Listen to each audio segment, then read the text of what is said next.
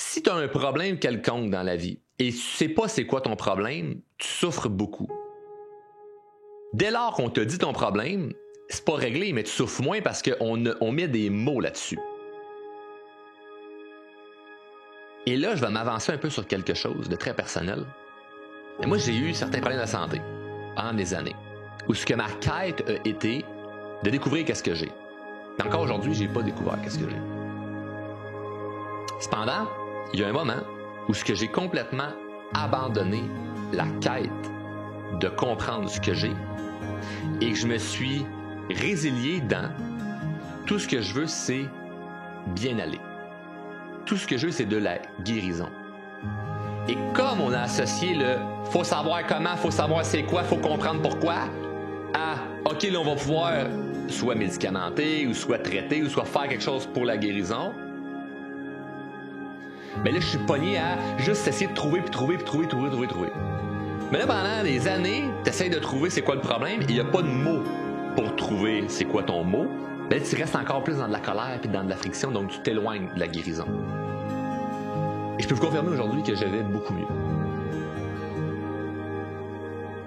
Je vais beaucoup mieux parce que j'ai abandonné, il y a beaucoup d'autres choses que je fais, mais l'un des grands facteurs, c'est que j'ai abandonné l'identité que j'avais envie d'aller trouver. De « Ah, c'est ça mon problème. Mon problème, c'est que je fais X. Mon problème, c'est que je suis Y. » Puis là, ben, d'aller m'identifier dans ce problème-là, puis là, peut-être que cette identité-là, elle a une pilule pour guérir ça. Peut-être que cette identité-là, elle a quelque chose qu'il faut qu'elle fasse, qu'elle arrête de faire pour... Et parfois, même si je fais cette chose-là ou je prends cette chose-là, ça se peut que ça me guérisse pas plus.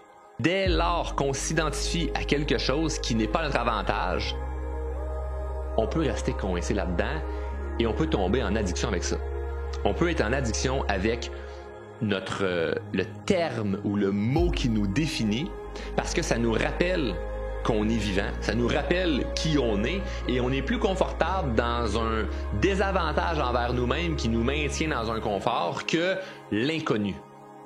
Parce que de dire « OK, je vais arrêter d'être perfectionniste », ça veut dire aller vers de l'inconnu. Et l'inconnu, c'est pas très, très confortable.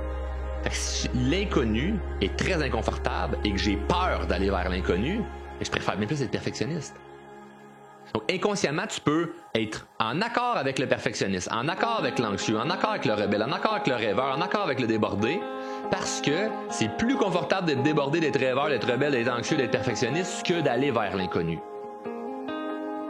Moi, de dire j'abandonne d'essayer de trouver qu'est-ce que j'ai, je vais guérir de toute façon et je me fous de comment ça va se faire, le lendemain, je commence à aller mieux. Parce que c'est comme, je lâche les armes. Je ne veux pas m'identifier à quelque chose, à trouver l'affaire qui va dire je suis comme ci, je suis comme ça. Fini ça. Ce que j'aimerais que tu dises à la place, c'est que si tu t'identifies à quelque chose là-dedans, c'est que tu n'es pas un procrastinateur. Tu repousses simplement ce qui te fait peur. C'est la seule chose qu'on a à retenir. Je ne suis pas un procrastinateur, je repousse tout simplement ce qui me fait peur. Je dois être honnête envers moi-même. Je vis des fois de l'anxiété, j'ai envie des fois d'être perfectionniste, mais je ne suis pas. Je peux des fois être débordé, je peux des fois avoir une surcharge mentale, mais je ne suis pas quelqu'un de surchargé, je ne suis pas quelqu'un de débordé. Il y a une immense nuance là-dedans. Dès que tu t'identifies à quelque chose, c'est comme si tu l'accroches à toi, ça devient un sac à dos. Tu le traînes avec toi, puis c'est pesant. Tu remarqueras bien qu'il y en a plusieurs là, qui montent la montagne de leur vie, qui a des sacs à dos remplis de roches. T'as la roche de la procrastination, la roche des croyances limitantes, t'as plein de roches là, que tu traînes avec toi. Là. Puis dans la procrastination, si tu fais hey, « moi je suis un perfectionniste, donc c'est pour ça que j'avance pas à la vitesse que j'aimerais », t'as un gros sac à dos rempli de roches de perfection qui sont une hostie d'illusion parce que ça n'existe pas la perfection. Et là, tu montes avec ça. Imagine si tu t'en vas dans la falaise, tu fais comment le sac à dos, là, la perfection, merci pour ce que tu m'as apporté jusqu'à maintenant.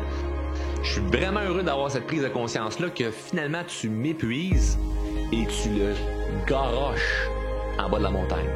Et tu pars marcher sans ce sac à dos-là, vers l'inconnu. Ça va aller beaucoup plus loin, beaucoup plus vite, ça va être beaucoup plus plaisant, moins soufflant.